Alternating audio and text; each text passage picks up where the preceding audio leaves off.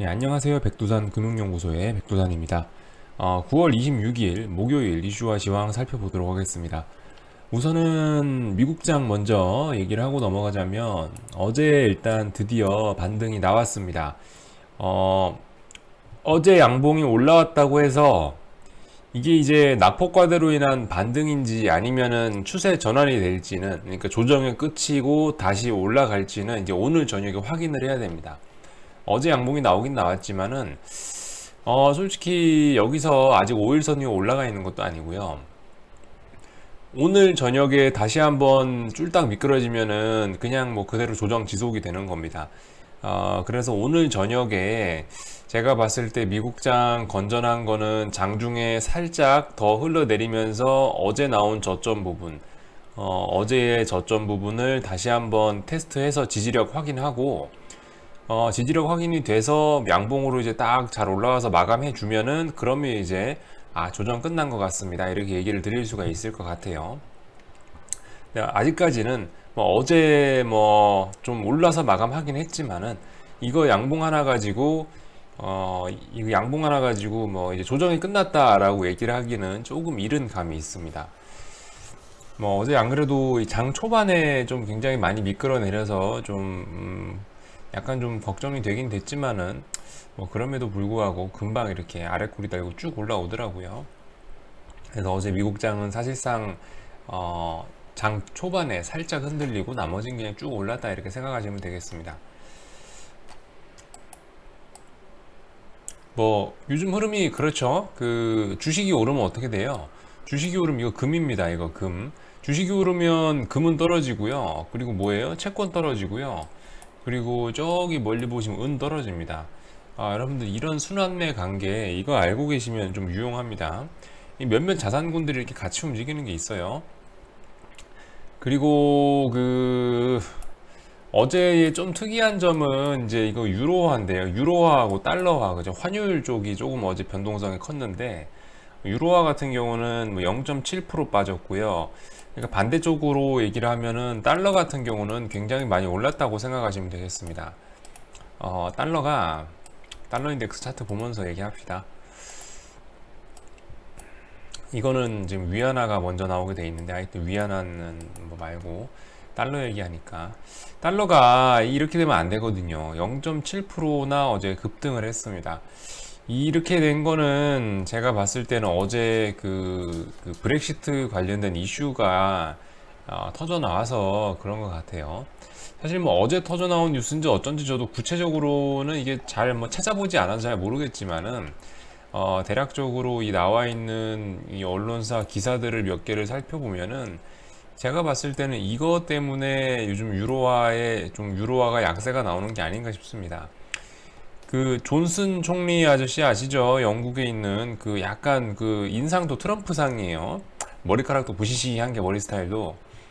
하여튼 이 아저씨가 총리직 이 아저씨가 약간 무리수를 던졌어요. 이 아저씨가 총리 아저씨가 좀 그 자기 나름의 좀 잘 해보겠다고 의회 뭐 의회 문을 닫자라는 식으로 이런 식으로 말도 안 되는 제안을 했었고 그게 이제 위법이다라는 판결이 제가 알기로 났습니다.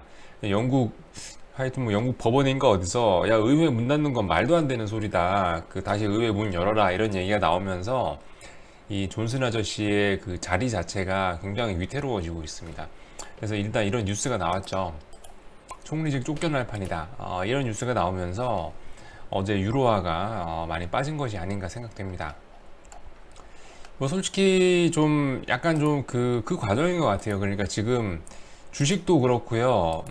뭐 어떤 금, 은, 뭐 하여튼 각종 모든 요즘 시장의 흐름들이 뭐냐면은 지난 1년 반가량, 1년 반이 넘게 지속됐던 이 흐름이 있습니다. 그죠? 특히 달러 같은 게 이런 흐름을 잘 보여주는데, 이거 달러 인덱스라고 말씀드렸고, 1년 반 동안 이런 흐름이 지속됐어요. 우리 주식 같은 경우는 이 달러 인덱스 차트를 뒤집어 놓으면은 우리 주식 시장의 모습이 나왔었죠. 1년 반 동안 빠졌으니까. 뭐 그 외에도 뭐 하여튼 여러 자산들 보면 하여튼 1년 반 동안 어떤 뭐 채권 랠리라든가 그동안 1년 반 동안 있었던 일을 좀 생각을 해보면 뭐 신흥국 주식의 개박살, 어, 달러의 상승, 채권의 상승, 뭐 안전자산의 시대, 뭐 이 정도로 요약을 할 수 있을 것 같은데, 지금 이제 과정은 제가 봤을 때 뭐냐면은 이 1년 반 동안의 흐름이 뒤집어지려고, 통째로 뒤집어지려고 지금 이제 추세 전환을 시도하는 과정에서 나오는 막바지 진통 정도가 아닌가라는 생각이 듭니다. 뭐 이런 과정들이요. 지금 보시면은 결과적으로 이거 고점을 뭐 설마 뭐 이런 걸 가지고 또 다시 이거를 뭐 달러 인덱스를 뭐 100을 돌파하고 그러겠냐라는 생각이 좀 들거든요. 물론 뭐 어떻게 될지 모르는 일입니다만은 이미 추세가 이렇게 1년 반 이상 지속됐기 때문에 여기서 지가 가봐야 얼마나 가겠냐, 솔직히 이 정도 생각으로 쳐다보고 있습니다. 그렇게 1년 반째 쳐다보고 있죠. 하여튼 그래서 그런 막판 진통이 아닌가라는 생각이 좀 듭니다. 뭐 조만간 하여튼 좋아지겠죠. 그렇고요. 국제유가 같은 경우는 솔직히 어제 저녁에 조금 다시 매수를 하고 싶더라고요. 국제유가 다시 오른다 쪽으로 좀 들어가고 싶더라고요. 어, 근데 뭐 저 같은 경우는 필라델피아 반도체 지수에 지금 이제 돈을 묶어놨기 때문에 뭐 현금이 없어서 안 들어갔는데, 아침에 일어나니까 저기 기름값이 아래 꼬리를 길게 달리고 올라와 있습니다. 솔직히 기름값 같은 경우는 여러분들 그 하방 경직성은 어느 정도 있는 것 같아요. 하방 경직성은 추가적으로 사실 더 빠지기는 힘들다라는 게 일단 제 생각입니다. 솔직히 뭐 그 국제유가가 뭐 급등하는 건 언제든지 가능하죠. 뭐 테러 같은 거, 테러라든가 뭐 아니면은 미국 텍사스 앞바다에 뭐 태풍이 왔다든가 허리케인이 왔다든가 하면 뭐 하여튼 이런 식으로 국제유가 폭등할 요인은 많은데, 국제유가가 떨어지기는 솔직히 쉽지가 않습니다. 앞으로 더군다나 이제 신흥국 주식, 요즘에 우리나라 주식 올라가는 거 보세요. 빠지질 않죠. 이렇게 요즘에 어쨌든 신흥국 경기 회복에 대한 기대감이 솔솔 살아나고 있는 상황에서 솔직히 국제유가 뭐 정확하게 추세선을 막 그어보고 그러진 않았습니다만은, 이 대략적인 지금 이 이제 큰 추세를 만들기 위해서 이제 거의 다 준비를 해오고 그 준비가 거의 끝나가는 것 같거든요. 어쨌든 그래서 그 다시 위쪽으로 올라가려는 시도를 할 것 같긴 합니다. 이 정도 가격대라면은 솔직히 뭐 다시 괜찮지 않을까라는 생각을 조심스럽게 제 저녁에 좀 해봤어요. 솔직히 좀 어제 아쉬웠죠. 어제 뭐 새벽 1시 넘어서까지 좀 봤는데 국제유가 막 빠지는 거예요. 그래서 저거 사면 개꿀인데 이러고 있는데, 뭐 어쨌든 반도체 지수에 돈이 묶여 있는 바람에 그냥 뭐 지켜만 보기만 했는데, 아무튼 뭐 그런 생각이 들어서 말씀드립니다. 뭐 그렇다고 반도체 지수에 돈 묻어놓은 거를 딱히 후회하진 않아요. 반도체 지수는 뭐 어쨌든 믿고 있으니까 이 시대에 제일 확실한 게 반도체 아니냐라는 생각이 들어서 후회하진 않는데, 뭐 아무튼간 뭐 비중 조절 측면에서 조금 뭐 잘해보지, 좀 뭐 더 나은, 몰빵이 아닌 더 나은, 좀 나눠서 샀으면 어땠을까 하는 생각도 가끔 들기도 하고, 뭐그 정도입니다.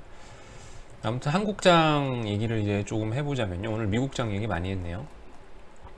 너무 강해요. 뭐 딱히 뭐 이게 조정이 나오기 쉽지가 않습니다. 여러분들 삼성전자하고 하이닉스 이런 거 보시면 빠지질 않아요. 빠지질 않습니다.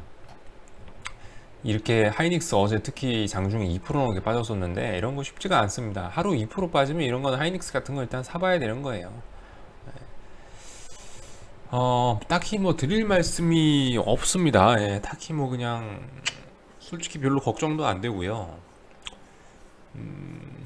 다만 이제 뭐 기술적인 얘기를 조금 하자면은 이게 오늘 지금 이제 그 보세요. 이 콜옵션이 지금까지 이렇게 오르고 선물이 이렇게 오르다가 지금 보시면은 일단 어제 개파락했고 오늘 또 갭상승하지 않았습니까?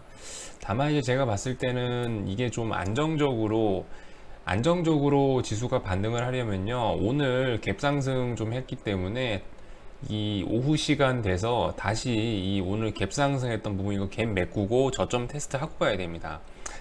그렇지 않으면 오히려 시장은 좀 더 불안해질 수가 있겠습니다.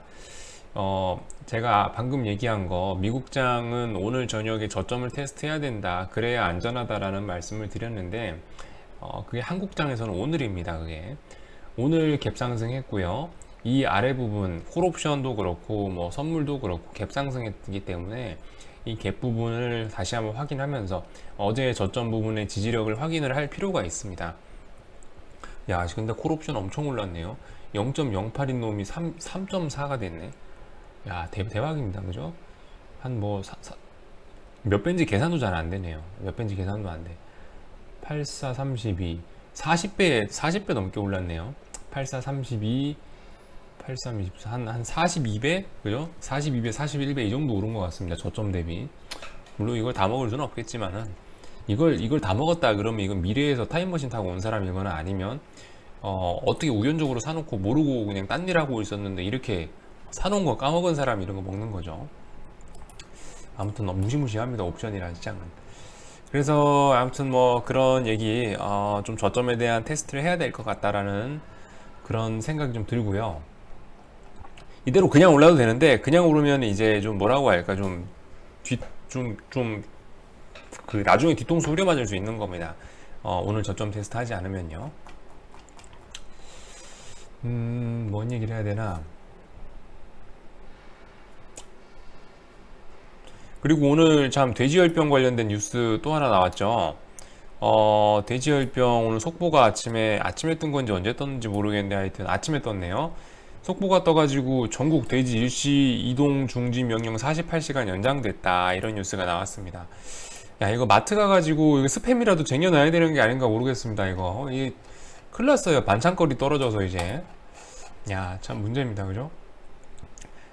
이 정도 뉴스면은 솔직히 뭐 테마주 관련된 얘기를 좀 드리자면, 솔직히 테마주들이 이런 거로 움직이지는 않죠. 이런 걸로 움직이지는 않고, 아마 이런 뉴스가 나오면 어느 정도 좀 지지력을 확인하는 뉴스 정도, 좀 더 이상 매도가 나오지 않게 하는 뉴스 정도가 될지는 모르겠는데, 근데 어쨌든 뭐 어쨌든 테마주가 더 오르게 하기는 좀 부담이 있죠. 그죠? 예, 테마주가 더 오르게 하기는 좀 부담이 있다. 테마주가 앞으로 여기서 뭐 더 상한가를 가고 오르려면은 뭐 거의 뭐 어디 저기 뭐 충남이나 어디 뭐 충남이나 전라도 쪽에 뭐 감염이 돼야, 그래야지 아마 많이 오를 겁니다. 대충 할 얘기는 다 한 것 같습니다. 이 한국장은 딱히 뭐 할 얘기가 없어서 잘 오르고 있는데 제가 뭔 얘기를 하겠습니까, 그죠?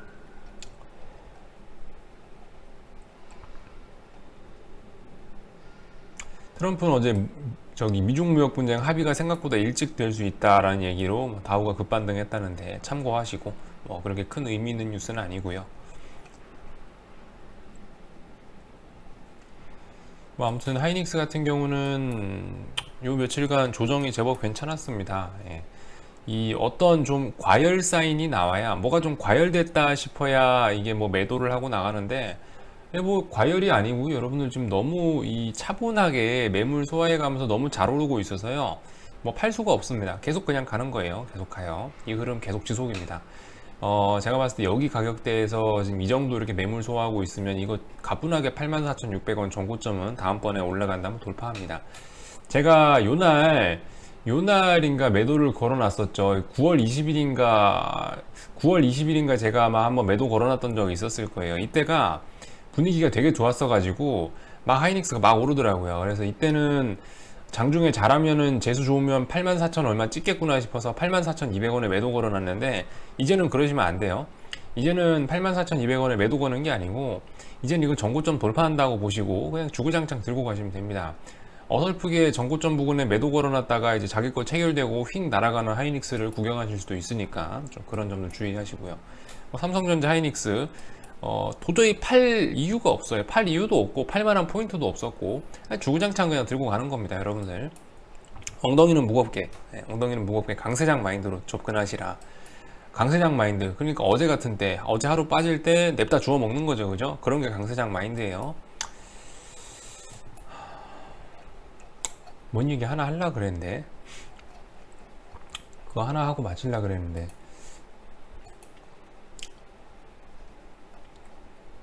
맞아, 그거 하나 얘기하고 마치겠습니다.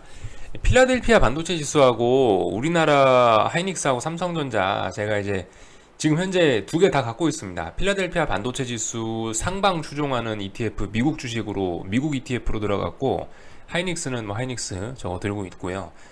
이거 두 가지를 좀 같이 놓고 요즘에 이제 가만히 좀 시장을 지켜보고 있는데, 사실 옛날에 그냥 이제 막연히 생각했죠. 필라델피아 지수라는 거를 사실 별로 그 신경도 안 썼고, 근데 이제 막상 두 개 다 사놓고 나서 보니까 좀 보이는 게, 그 필라델피아 반도체 지수하고 우리나라 삼성전자 하이닉스하고 꼭 막 그렇게 정배열로 막 상관관계가 엄청나게 그렇게 움직이지는 않습니다, 여러분들. 그게 이제 요 며칠간 얻어낸 결론이에요.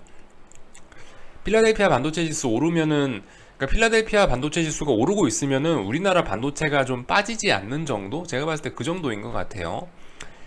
필라델피아 반도체 지수가 오르고 있으면은 우리나라 삼성전자 하이닉스는 일단은 뭐 추가로 하락하지는 않는 그 정도로 생각을 하셔야 될 것 같고, 요즘에 좀 겪어본 게, 이게 필라델피아 반도체 지수 중에서 사실 D램이 차지하는 부분은, 그러니까 그 반도체 지수 중에서도 좀 여러 개가 있을 거 아닙니까? 제품군이. 예를 들면 CPU도 반도체고, 뭐 카메라에 들어가는 이미지 센서도 반도체일 거고, 반도체 종류도 되게 많잖아요.